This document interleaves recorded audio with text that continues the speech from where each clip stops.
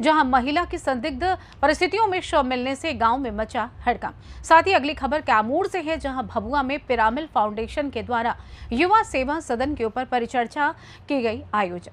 और भी तमाम खबरों पर आइए करते हैं विस्तार से चर्चा।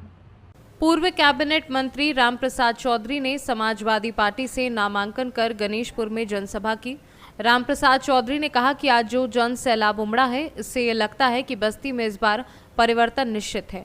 आज हमने इंडिया गठबंधन के प्रत्याशी के रूप में नामांकन किया और मैं बस्ती की जनता को विश्वास दिलाता हूं कि विकास निश्चित करूंगा। मैं जनता के बीच में नया नहीं हूं, जनता एक तरफ वोट कर रही है। रामप्रसाद चौधरी ने ये भी कहा कि नहीं सहेंगे महंगाई की मार। मैं 40 वर्षों से इस धरती पर रहकर किसानों के बीच, गरीबों के बीच, मजलूमों के बीच रहकर हमने संघर्ष किया है। लगातार 25 वर्षों तक उत्तर प्रदेश के विधानसभा में रहा हूँ। कह रही है कि पूरी तरह से 400 पार है, खत्म। आज गठबंधन के प्रत्याशी ने नामांकन किया है बस्ती में 61 लोकसभा सीट पे। क्या अपील करना चाहेंगे जनमानस से? आपको क्या लग रहा है अपील करने की जरूरत है? जनमानस यही पूरा पहुंच गया है, यहाँ अपील करने की जरूरत नहीं है। यहाँ सब अपना चुनाव लड़ रहे हैं, यहाँ प्रत्याशी को चुनाव लड़ने की जरूरत नहीं है, यहाँ जनता चुनाव लड़ रही है। हमारे नेता जो है किसी परिचय के मोहताज नहीं है। भाजपा के सांसद तो कह रहे हैं कि सफल लड़ाई में ही नहीं है, खत्म है वो। इतिहास पता है ना आपको, 2 बार से ज्यादा कोई रुका नहीं यहाँ। बता रहे हैं 10 साल में बहुत विकास किए, मेडिकल कॉलेज। अरे मुझे नहीं दिख रहा मेडिकल कॉलेज तो हमारे सरकार की देन है, अखिलेश यादव की देन है। अखिलेश यादव के विकास के बाद यहाँ कुछ विकास मुझे नहीं दिख रहा है। सांसद जी कह रहे हैं कि जीते कोई भी मंत्री हम ही बनेंगे। कहाँ? अरे मतलब कहाँ? बिना सरकार के? वो सरकार में तो पहले आके दिखाएं। उनकी सरकार जा चुकी है, समाप्त व्यक्ति है यार, उनके बारे में क्या समय व्यस्त करूं। क्या अपील करेंगे पब्लिक से? अरे पब्लिक अक्सर अपील करने की जरूरत नहीं है। पब्लिक खुद चुनाव लड़ रही है। पब्लिक के घर का बेटा है, किसी का पिता है, किसी का भाई है, किसी का चाचा। रामप्रसाद चौधरी जन जन का नेता है, इसलिए पब्लिक से हम लोग बहुत छोटे हैं, हम अपील नहीं कर पाएंगे। पब्लिक हमसे कह रही है कि और लगिए। वो भी अपना जन सैलाब दिखा रहे हैं, बता रहे हैं। कहाँ दिखा? आज दिखा ना आपको जन सैलाब? इसीलिए हम लोगों ने शहर में नहीं किया है, दिखाने के लिए एक छोटे कस्बे में किया है। उनका जन सैलाब प्रधान कोटेदार नगर पंचायत के कर्मचारी है। उनका जन सैलाब खत्म हो चुका है। वो कोटेदार पकड़ते हैं, ग्रामीण रोजगार सेवक पकड़ते हैं, मतलब जितना प्रधान पकड़ते हैं, सरकारी तंत्र पकड़ने का काम किया था। यही काम कुछ वर्ष पहले आपको याद होगा, हमारे जनपद के एक बड़े नेता थे, पूर्व कैबिनेट मंत्री थे, उन्होंने भी यही काम किया था। तो यही जनता है, उनको भी वापस घर बैठा दी। पसंद कर रही है। अरे जनता किसको? जनता देखिए ना, जिसको पसंद कर रही है उसकी सभा में आई है। ये पैसे वाली भीड़ थोड़ी है, ये पैसे की भीड़ नहीं है। क्या परिचय है आपका? मैं कुंवर कौशलेंद्र प्रताप सिंह, चेयरमैन नगर पंचायत हरैया, जनपद बस्ती। धन्यवाद।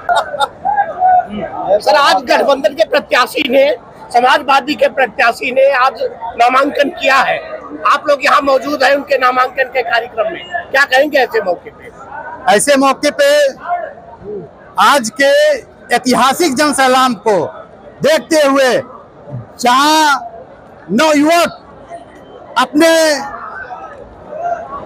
जिम्मेदारी को देखते हुए उनकी ठगी जो की गई है, वर्तमान सरकार ने जो ठगी किया है नवयुवक को, आज वो बस्ती जिले में लोकसभा 61 में दिखा दिया अपना जमखम कि आने वाले 25 तारीख को माननीय मंत्री जी रामप्रसाद चौधरी लाखों वोट से विजयी होने जा रहे हैं।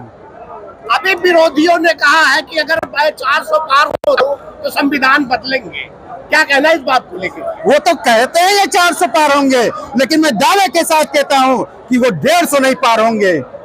150 नहीं पार होंगे? नहीं होंगे 150 पार। क्या अपील करेंगे पब्लिक से? मैं अपील करना चाहता हूँ बस्ती जिले के लोकसभा के प्रत्याशी को कि यहाँ के जो वर्तमान में सांसद है, 10 साल हो गया उनको, लेकिन वो क्षेत्र में कहीं दिखाई ना दिए, ना ही कोई विकास का मुद्दा उनके पास है। केवल अगर मुद्दा है तो मंदिर और मस्जिद के नाम पे उन्होंने वोट मांगने का आज के डेट में काम किया है। हम निवेदन करना चाहते हैं आज के डेट में कि आने वाले 25 तारीख को साइकिल पे इतना बटन दबा दें कि माननीय मंत्री जी को भारी मतों से विजयी बना के दिल्ली सांसद को भेजें। आज इस जनसभा को देखने के बाद जनता एकदम स्वयं चुनाव लड़ रही है। नेता को चुनाव लड़ने की जरूरत नहीं, जनता यहाँ स्वयं चुनाव लड़ रही। यह भीड़ बता रही है कि ये पैसे की भीड़ नहीं है, यह भीड़ स्वयं अपने आप लोग अपने तेल पानी से आए हैं। और एक भीड़ कल की थी जो 500 रुपया दे के सड़क पे लाया गया था और सड़क को जाम किया गया था। 5000 की जनता वहां नहीं थी, यहाँ की जनता देख लीजिए क्या भीड़ है। वो तो बता रहे 400 पार होने वाली है। 400 पार वो बता रहे हैं, लेकिन उनका समय जाने का आ गया है। 25 मई को चले जाएंगे और हर जो दिया बुझने वाला होता है तिलमिलाता है, तिलमिला गया है।